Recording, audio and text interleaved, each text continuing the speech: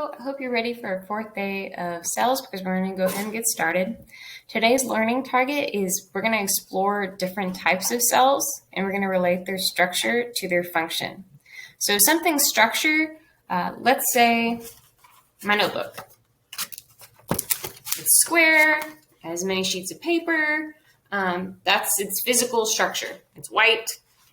And then its function is what it's useful for, what it can do. So what mine can do is it can efficiently store a bunch of pages. The white serves as a platform for me to write. That's its function.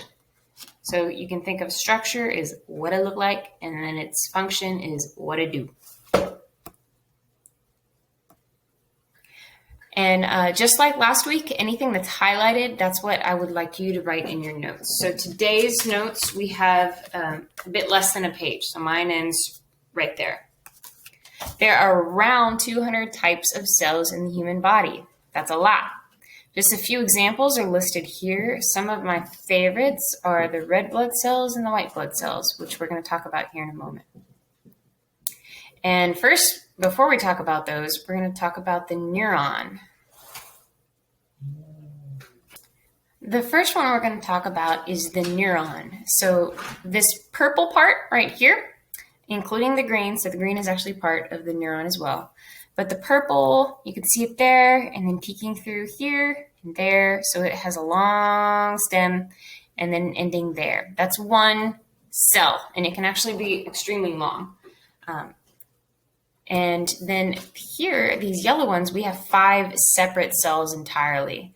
They have a completely different structure, so that tells us they probably don't have the same function.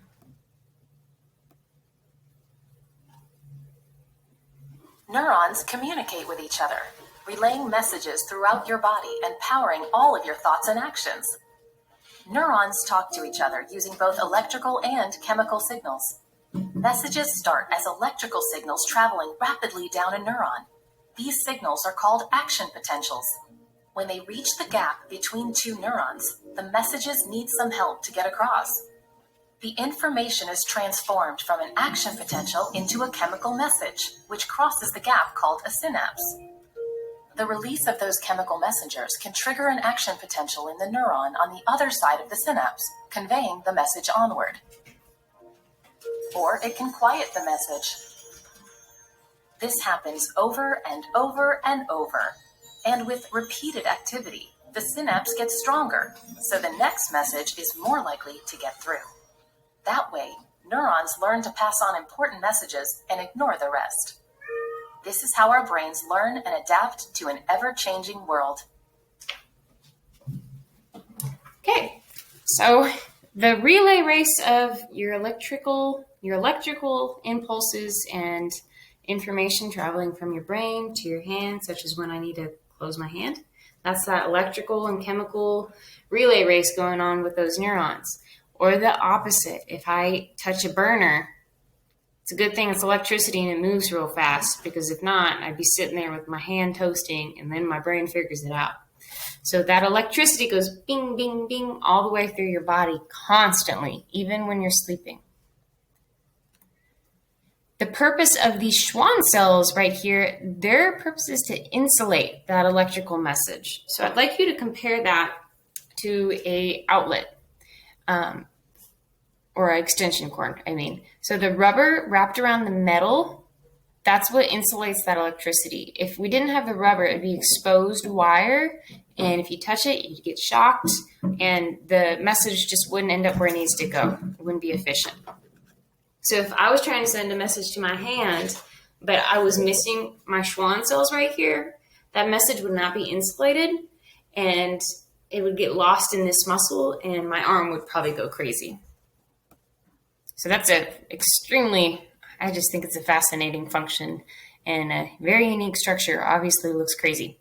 This cell I would like you to draw. It doesn't have to be anything complicated. Just a few squiggly lines and then some yellow blobs and then another few squiggly lines. So go ahead and add that to your notes. So this is the last page that you're going to have to write. So write everything in highlight. You don't have to write these little blurbs up here.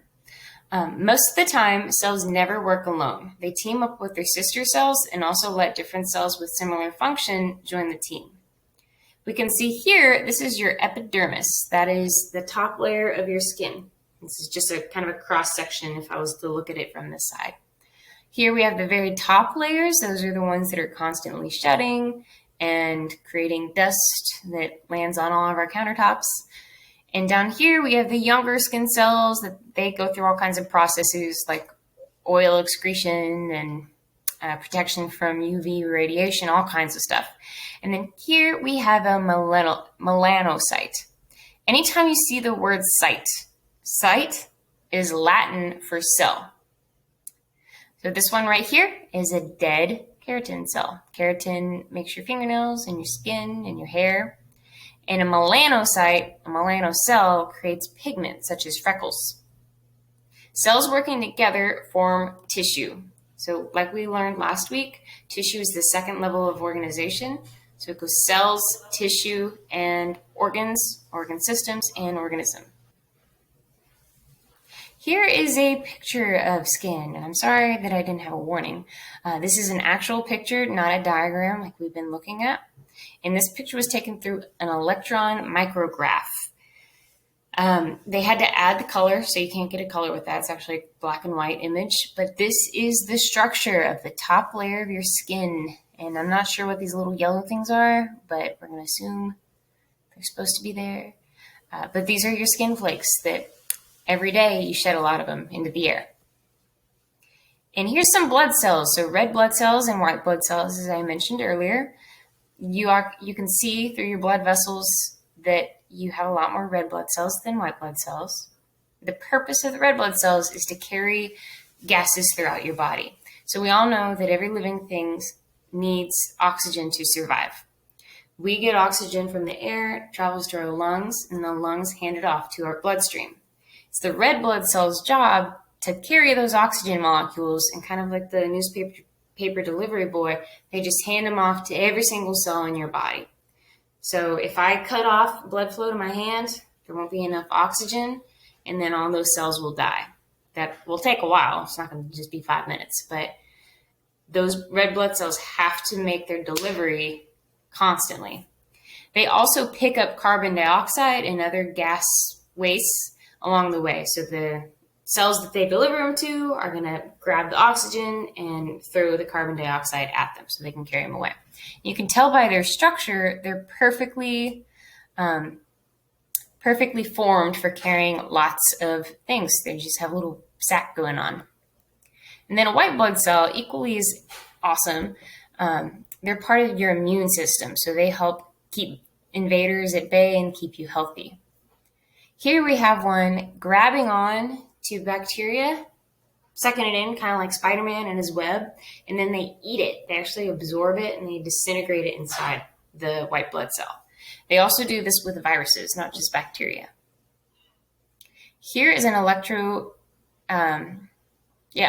microscope image of red blood cells and white blood cells. So you can see their function is very related to their structure. These white blood cells, they're kind of tacky, things stick to them, and then the red blood cells are great for carrying oxygen and other molecules. So that is it. These are the notes that you're responsible for. Go ahead and make sure that you check for that second assignment. It's just a game. But this is assignment 1, and then assignment 2 should be right after this. So good luck. Bye.